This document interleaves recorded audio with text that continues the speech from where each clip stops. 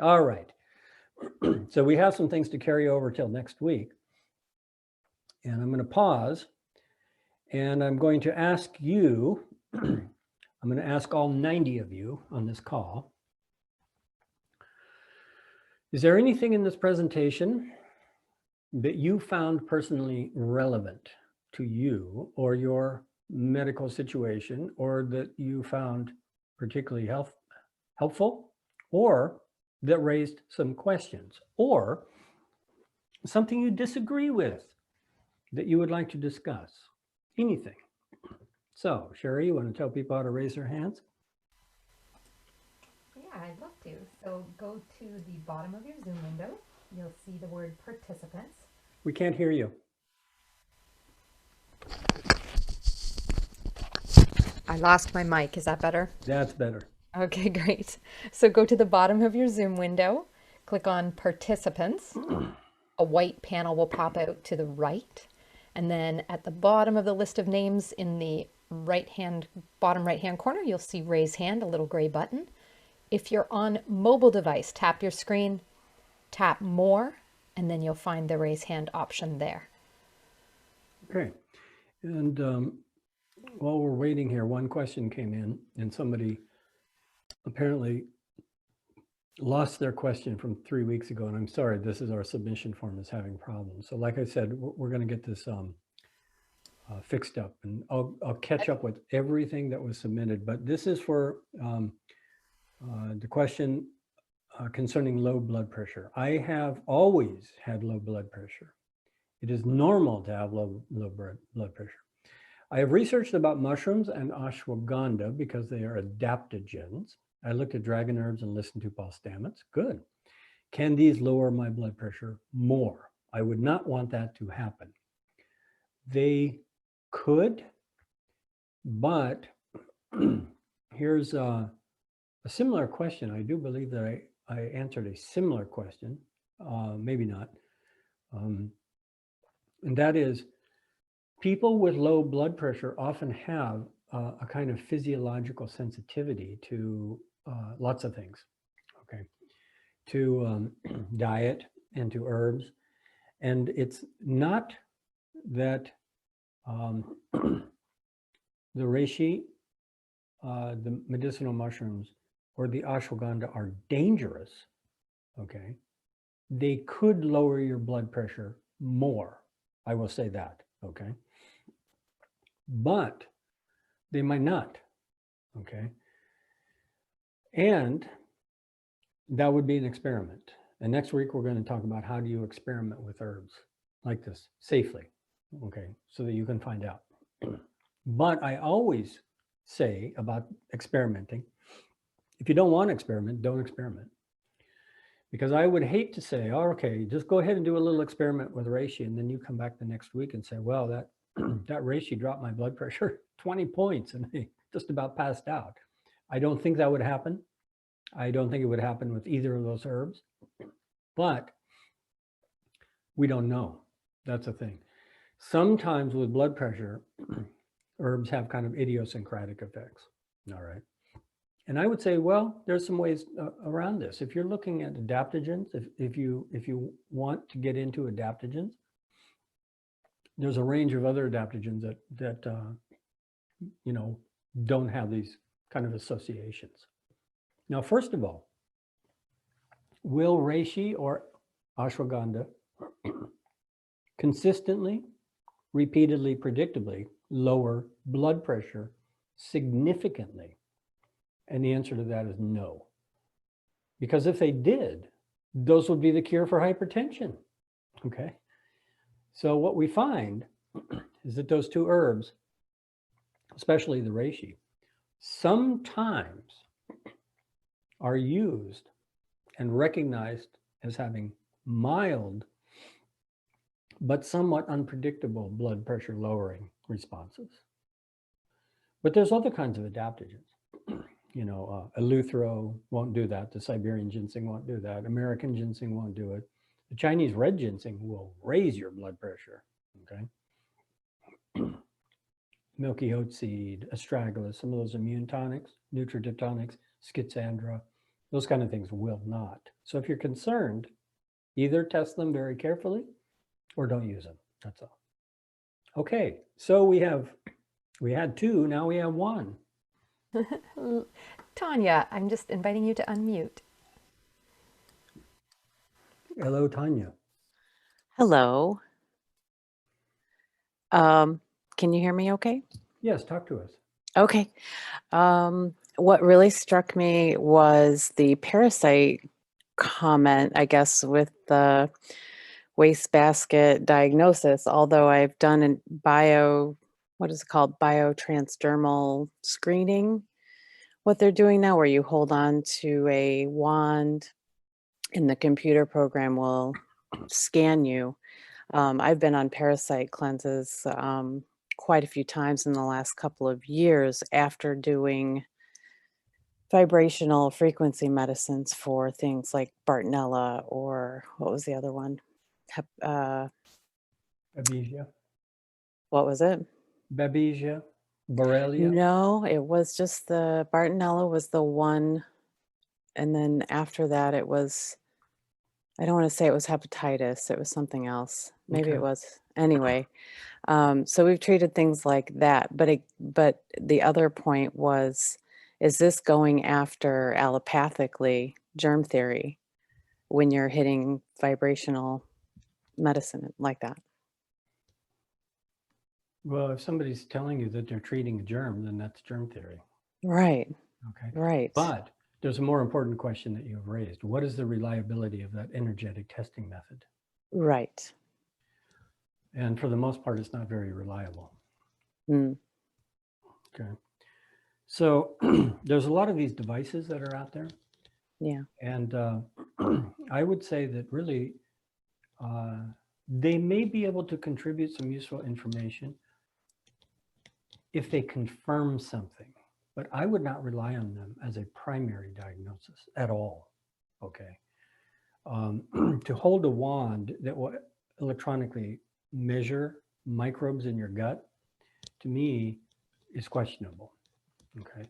Now, I do believe that technology is moving in that direction, but I don't believe that it's happening at the level of these kind of AccuScope types of things. Okay. Mm-hmm. We have miraculous technology out there already. You just put this little clip on your finger and it can measure your oxygen levels. Okay. Things like that. And I do believe that the technology will get very sophisticated and we'll be able to get a lot more information correctly. But there's a whole genre of testing methods that are based on reading energy, galvanic skin response, acupoints, subtle energy frequencies, and things like this. And I don't think that they're reliable, personally. And they kind of fall into the category of things that, here's a simple way to think about things. If something works really consistently, dramatically well, it's really accurate, why isn't it everywhere in every single clinic? Okay. And with some of these things, then the answer is, well, the government wants to suppress all this stuff. And then we get into kind of that, we fall down that rabbit hole of conspiracy theories and all those sorts of things. But the reality is, it's the same basic point that I was talking about with cancer cures. Okay. Mm. If there was a plant that cured cancer, if frankincense essential oil cured cancer, okay, it would have to be not just in one unique individual combined with who knows what else. It would have to be something that everybody who used it got cured of cancer, or at least 50%, okay, to make it justifiable. But the reality is that is simply not happening, okay? Because if it was, I'll tell you, there would not be a conspiracy theory to suppress it.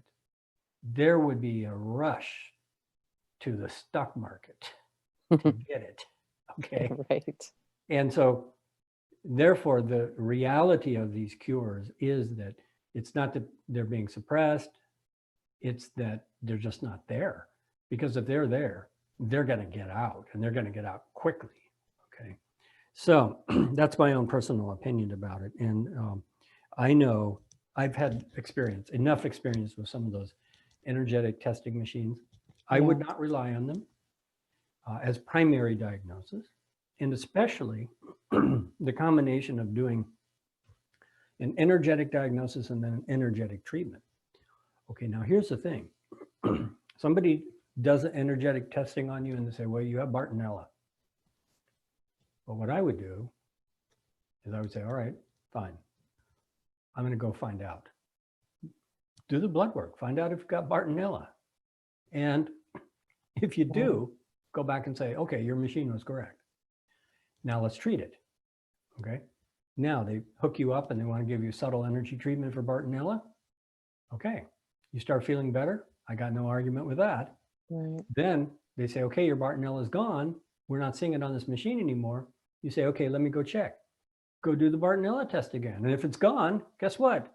That was a correct diagnosis and a correct treatment.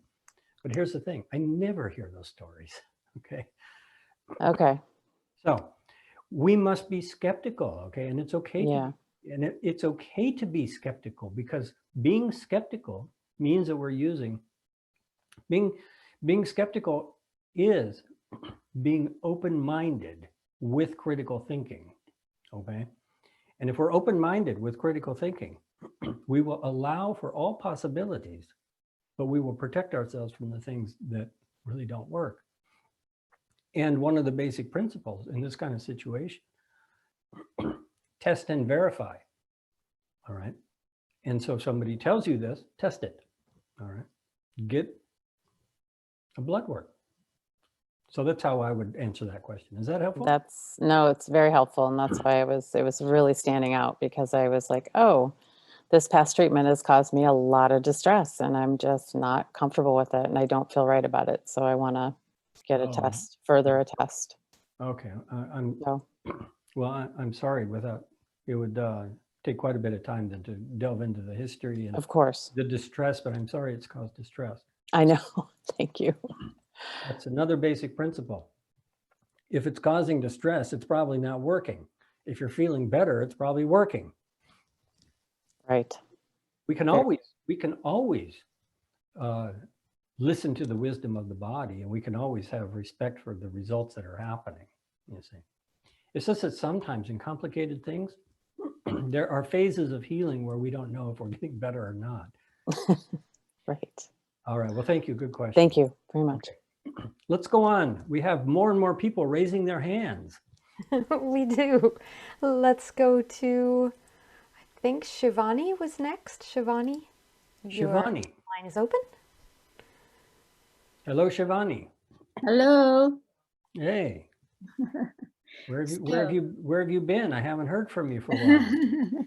Now you're going to hear from me because I'm electrically hypersensitive and I almost died from symptoms that were caused by it a decade or so ago. And for a while, now I improved very much when I changed my diet, but still I have to say for a while I was a walking meter. So if I went for a while I couldn't walk at all. Actually, I almost died. But when I became ambulatory again, I remember I went to my dentist's office. And as I approached the counter, one of the things that would happen to me, and it still does when I'm exposed to certain frequencies, is spasms somewhere in my gut area, just really distressing. And if I walked up to the counter in the dentist's office and my body just, had this huge reaction. They had a computer that I could not see on the other side of the counter. And for a while, I could not come close to, I wanted to go shopping at Kohl's and I could not go close to the cash register.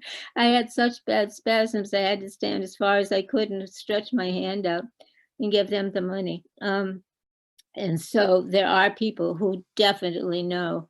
Most recently, what happened to me, well, let's see, when our local library put in Wi-Fi, I loved to go to the library before that.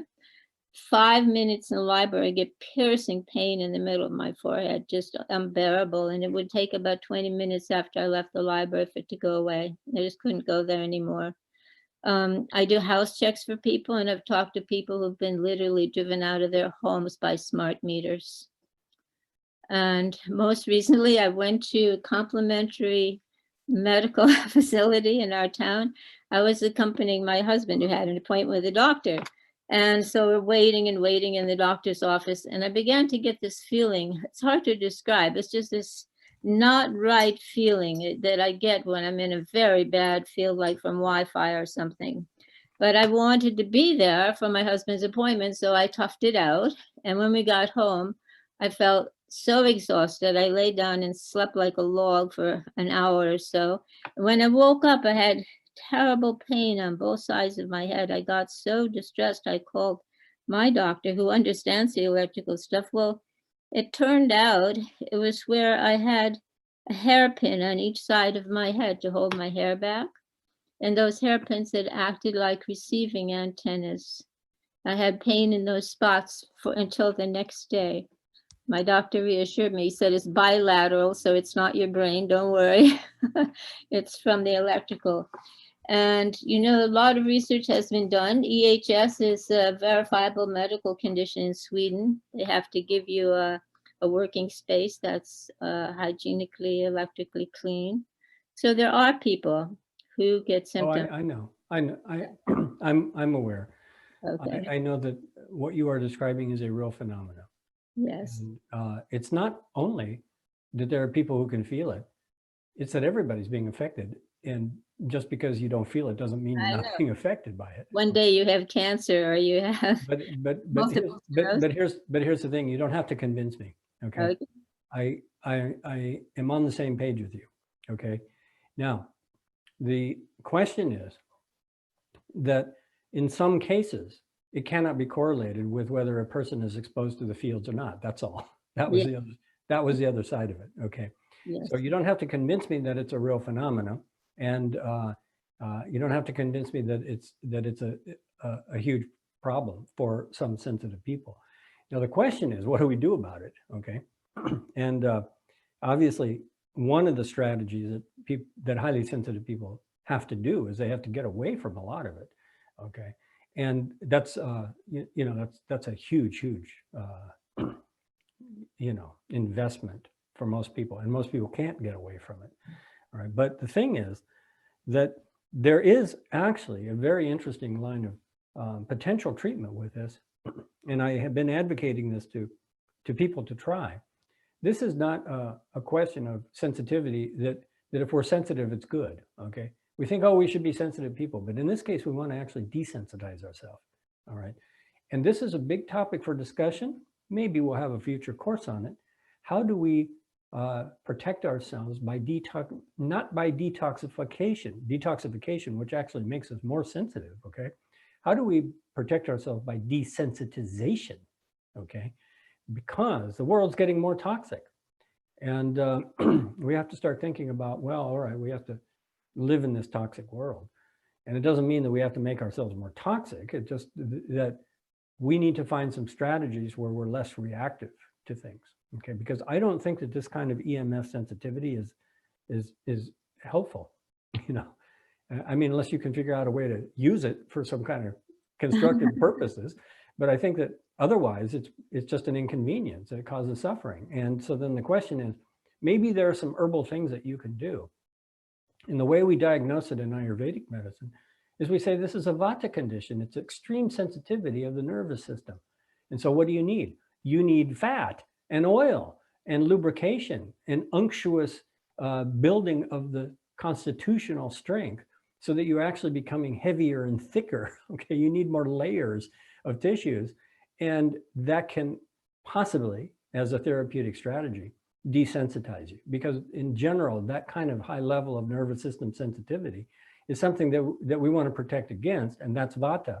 And so therefore we look at the Vata, pacifying effects. And, EMFs are Vata, that's all. So a sensitive nervous system coming in contact with a Vata toxin, that's what's happening.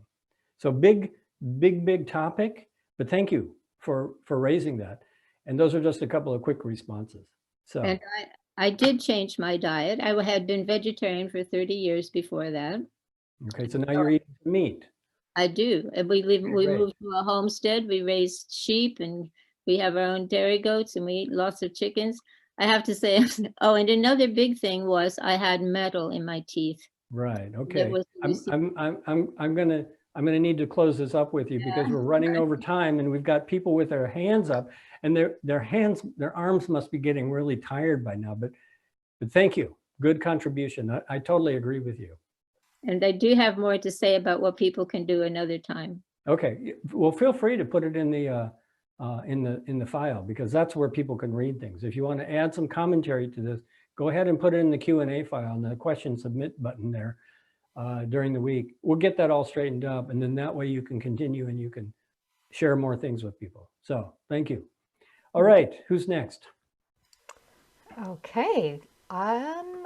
Amina had a question. So let's go to her question. A little bit of background. I found this empowering as for me as an RN trying to gain a private clientele coaching others. How do I keep away from marketing the wastebasket diagnosis or catch-all problems to help my patients at a surface level? What are self-care tips for a history of fibroids and or breast lumps? Okay, that's a big question. Can you post that over onto the Word doc? That deserves a bit more time than I can give right now. Yeah, it's there. Okay, cool, great. Okay, so I see that Lisa has her hand up. Lisa has her hand raised, and Lisa, I am not seeing a way to unmute you. I see no microphone or video camera icon. Are you with us, Lisa? Lisa, why don't you unmute yourself on the screen above?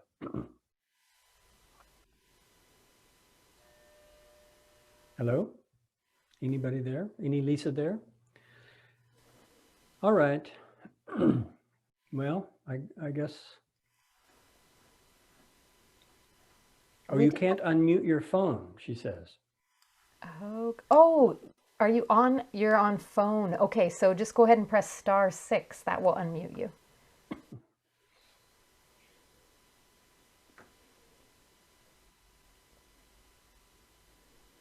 Oh, we're just not getting Lisa. Hey, Lisa, you want to go ahead and put your comment in on a comment or question in on the chat and I'll answer it on the file? We have some other written questions, David, if you... Well, it's getting late on the East Coast. It's it is getting late on the East Coast. All right, so let's go ahead and close things up. So put your questions in on the submit form. I will get them. We'll get that all straightened out. I will probably have like 200 questions by the time we get this straightened out in time for next week. And so with that, I'll just say thank you again for joining us. Something I consider to be a very important subject. I'm glad that you consider it that way also. I hope it's helpful. I hope you're learning a lot. And obviously we've gotten a little behind, but not too badly. And okay, Sherry has put the support. What is that for, Sherry? You want to say something? Address, yeah, I was just going to say if there were a couple of people who wrote in and asked about setting up consults. And if you have any questions about products, then please do reach out to support@fluorocopia.com. Okay, and again, if you are interested in the consultation, you can get the discount that we offer with this course. Just contact me directly over at crowconsultations.com. All right, so with that, have a wonderful week of cultivating deep inner tranquility in the midst of the increasingly samsaric nature of the world. And stay healthy, study your herbs, take your herbs, and contemplate these things that we're talking about. And there are a couple other files. There's one file here that we'll cover next week, protocols for withdrawals. This is something that's very important if you are in a situation where you want to reduce medications. You can look this over. I'll explain it more. It's part of the continuation of this class. And then there's a meta study of thousands and thousands of people that's filed there called Antioxidants in Cancer, and a lot of the herbs are based on antioxidant properties. And this addresses one of the basic complaints that some doctors have. If you're going through chemotherapy, they may say, no, don't take supplements, don't take nutritional supplements, don't take herbs. They will strengthen the cancer. This is a study that shows that these therapies are actually very, very supportive and beneficial, and that people get better results. All right. So that's just an answer to that particular objection. But I will explain that again next week in more detail. So thank you. Thank you, Sherry, again, and have a wonderful week. See you next Thursday night. Okay, see you all next time. Thank you so much for joining us. Good night.